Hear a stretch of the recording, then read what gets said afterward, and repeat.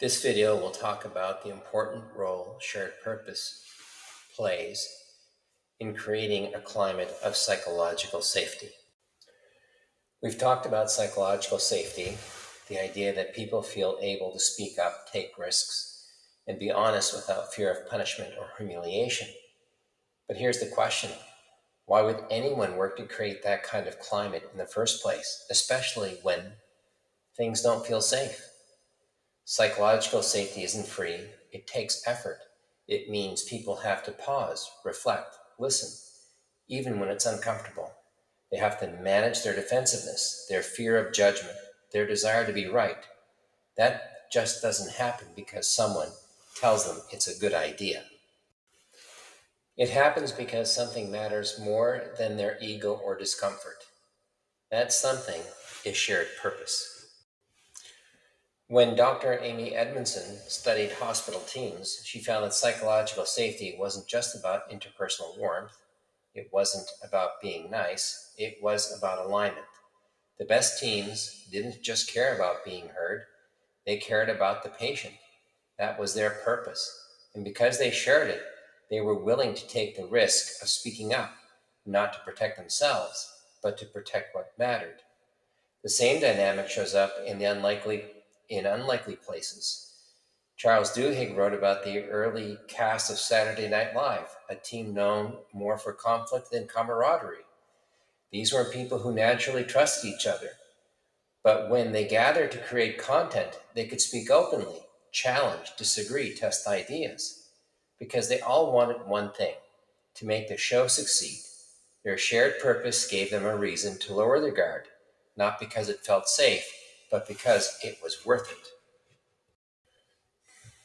Dr. Kevin Polk, one of the creators of the ACT Matrix, was once asked to facilitate a conversation on gun control in a room of people evenly divided on the issue.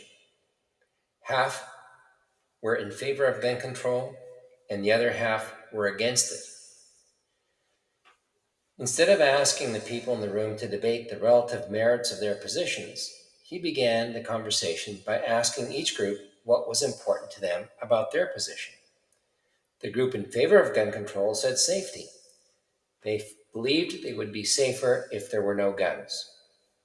The people against gun control also said safety. They felt safer with guns to protect themselves.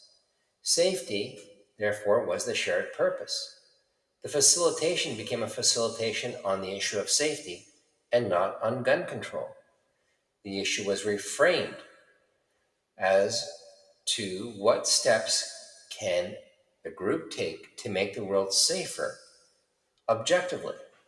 After 2 days of facilitation, the groups were able to come up with some measures acceptable to both sides. This is a critical insight for teams dealing with harassment or harm. We often think that the road to resolution starts with building trust or comfort, but that's not always available.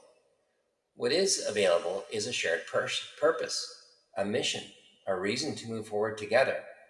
When teams can name that purpose, clearly, specifically, collectively, they find something to organize around, something to serve. And that gives people a reason to do the hard work of creating a psychologically safe space, not because they feel like it, but because it serves what they care about. The team matrix helps make that visible. It asks the group, what do we want to move toward? What are we here to protect, to build, to uphold? Shared purpose doesn't erase conflict. It gives people a reason to stay in the room, to speak carefully, to listen honestly, to make space, not because it's easy, but because it's necessary. That's the foundation of psychological safety, not comfort, not chemistry, but commitment.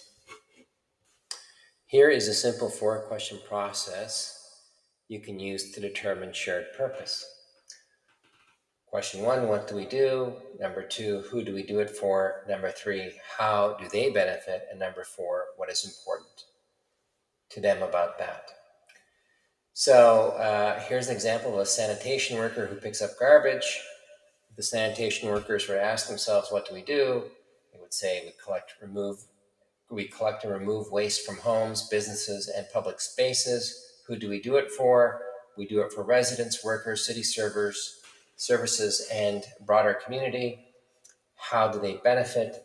They benefit by living and working in clean, safe environments that are free from health hazards and environmental contamination. What is important about that? It protects public health, prevents disease, supports dignity in daily life, and allows society to function reliably and safely. And the shared purpose then is we remove waste so our communities can live safely, healthfully, and with dignity. Think of another example, people who inspect fire alarms. They could ask themselves, what do? We install, inspect, and maintain fire alarms in buildings. Who do we do it for? We do it for building occupants, property owners, emergency responders, and safety regulators. How do they benefit? They benefit by receiving early warning in the event of a fire, reducing harm to people and damage to property. And what is important about that? It saves lives, protects vital infrastructure, and ensures compliance with safety standards that uphold community well-being. And the shared purpose? We ensure fire alarm systems work so people are protected before danger becomes disaster.